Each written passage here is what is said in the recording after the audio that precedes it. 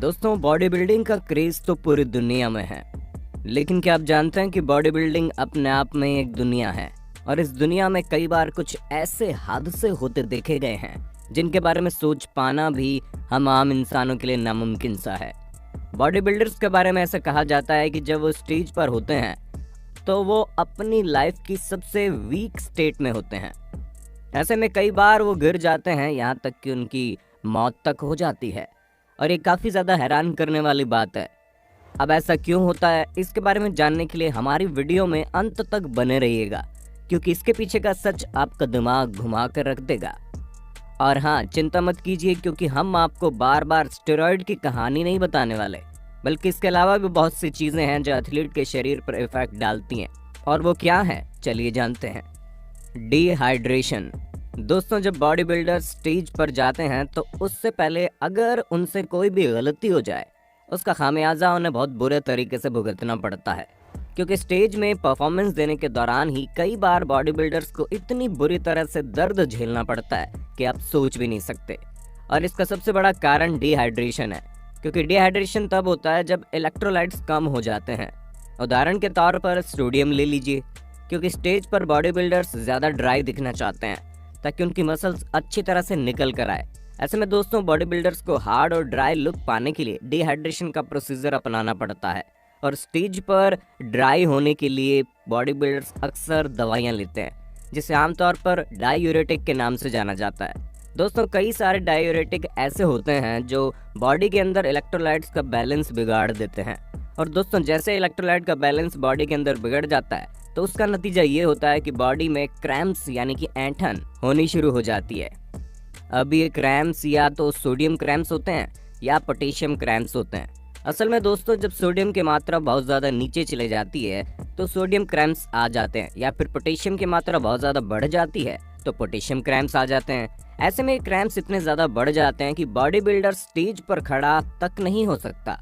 और ये सब तभी होता है जब बॉडी बिल्डर बहुत ही एक्सट्रीम डिहाइड्रेशन के मेथड को अपनाते हैं, क्योंकि जाहिर सी बात है, अगर बॉडी में से इलेक्ट्रोलाइट्स निकलेंगे तो वाटर भी फ्लश आउट होगा, जिसकी वजह से एक ड्राई और हार्ड लुक तो बॉडी बिल्डर्स को अचीव हो जाता है, लेकिन इनकी इंटरनल बॉडी पर इसका काफ़ी असर पड़ता है और इसी वजह से कई सारे बॉडी बिल्डर्स की डेथ भी हो जाती है। उदाहरण के तौर पर आप एंड्रेस मुनजेर को ही देख लीजिए, जहां इनके बारे में कहा जाता था कि ये इतने ज़्यादा ड्राई हो जाते थे कि इनका डेथ फेज हो जाता था और इनकी मौत भी डायूरेटिक के कारण ही हुई थी, क्योंकि ये उसका इतना ज़्यादा सेवन करते थे कि इनकी बॉडी का पूरी तरह से बैलेंस बिगड़ चुका था।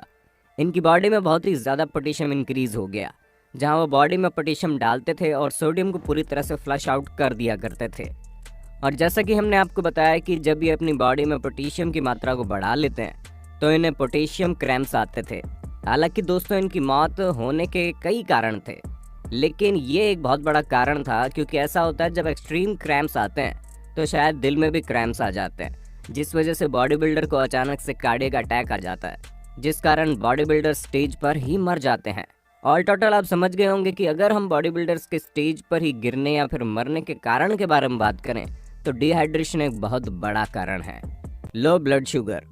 अब दोस्तों, अगर हम दूसरे बड़े कारण की बात करें तो वो है लो ब्लड शुगर, क्योंकि ये एक बहुत बड़ा कारण है जिसकी वजह से बॉडी बिल्डर स्टेज पर गिर सकता है। अब एक बॉडी बिल्डर को स्टेज पर जाने से पहले ये चाहिए कि उसका जो शुगर लेवल हो वो कांस्टेंट रहे, क्योंकि अगर इंसुलिन स्पाइक करेगा तो जाहिर सी बात है उसकी वजह से ब्लड शुगर लेवल अचानक से लो हो जाएगा। और अगर ऐसा होता है तो बॉडी बिल्डर स्टेज पर ही परफॉर्म करते करते बेहोश हो सकते हैं। और ऐसा कई बार बॉडी बिल्डर्स के साथ होते हुए देखा भी गया है, जहां पर वो बस जीतने ही वाले होते हैं कि अचानक वो स्टेज पर गिर जाते हैं, जिस कारण उन्हें कंपटीशन से बाहर कर दिया जाता है। अब दोस्तों, इसके पीछे के कारण की हम बात करें तो एथलीट्स कई बार फास्ट डाइजेस्टिव क्रैब्स लेते हैं, यानी जो चीज़ें अचानक से ही ब्लड शुगर लेवल को बढ़ा देती हैं। अब जाहिर सी बात है, इससे इंसुलिन भी स्पाइक होगा और वो कोशिश करेगा ब्लड शुगर को नीचे लाने की। जैसे ब्लड शुगर लेवल इंसुलिन के स्पाइक होने के कारण नीचे आएगा तो इस बात के बहुत ज़्यादा चांसेस है कि एथलीट स्टेज पर ही गिर जाए। इसलिए एथलीट का स्टेज पर ही गिरने का दूसरा सबसे बड़ा कारण ब्लड शुगर लो लेवल है। पोजिंग। अब दोस्तों, ये बात तो हम सभी को पता है कि जब कोई बॉडी बिल्डर पोज देता है तो उसमें काफ़ी ज़्यादा एनर्जी इस्तेमाल होती है, क्योंकि पोज देने के लिए बॉडी बिल्डर्स को अपनी बॉडी की मसल्स को बिल्कुल टाइट करना होता है, जिसमें काफ़ी ज़्यादा ताकत लगती है। और इस तरह की सिचुएशन में अगर बॉडी में ऑलरेडी डिहाइड्रेशन होगा और बॉडी का ब्लड शुगर लो होगा तो उसकी वजह से एक बॉडी बिल्डर बेहोश हो सकता है। हालांकि इसके पीछे के और भी कई कारण हैं।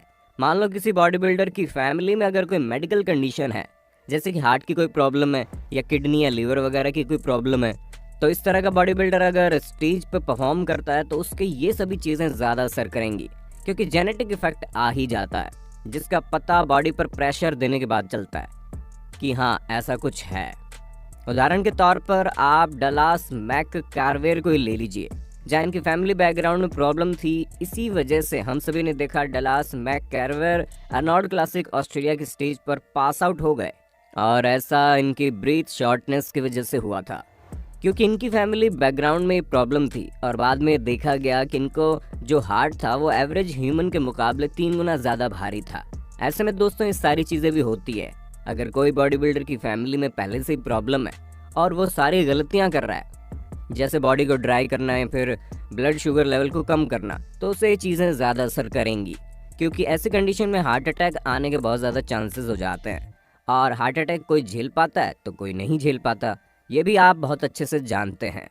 उसके अलावा अगर हम बाकी बातें करें तो ये भी एक बहुत बड़ा पॉइंट है कि डिहाइड्रेशन से मिलता जुलता है। असल में दोस्तों बॉडी में अगर डिहाइड्रेशन ज़्यादा होता है तो उस वक्त ब्लड का वॉल्यूम कम हो जाता है, जिस वजह से डेंसिटी ज़्यादा बढ़ जाती है, और डेंसिटी ज़्यादा बढ़ेगी तो हार्ट को ज़्यादा ब्लड पंप करना पड़ेगा, जिससे हार्ट पर स्ट्रेस होता है। और सिर्फ हार्ट पर ही नहीं बल्कि ब्रेन पर भी इसका असर होता है, जिस कारण कन्फ्यूज़न जैसी चीज़ें भी होने लगती हैं। और ये भी कहा जाता है कि ज़्यादा देर तक पोजिंग करते वक्त ब्लड का जो ओवरऑल सर्कुलेशन है वो लेग और लोअर बॉडी में ज़्यादा हो जाता है।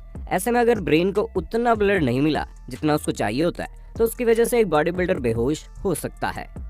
दोस्तों यही सब कारण है जो एक बॉडी बिल्डर को स्टेज पर परफॉर्म करते टाइम बेहोशी से लेकर मौत तक का सफर तय कराती है, जिसमें डिहाइड्रेशन सबसे बड़ी चीज़ है, क्योंकि उनका शरीर तो बाहर से बिल्कुल तंदुरुस्त दिखता है लेकिन बॉडी के अंदर बैलेंस बिगड़ चुका होता है।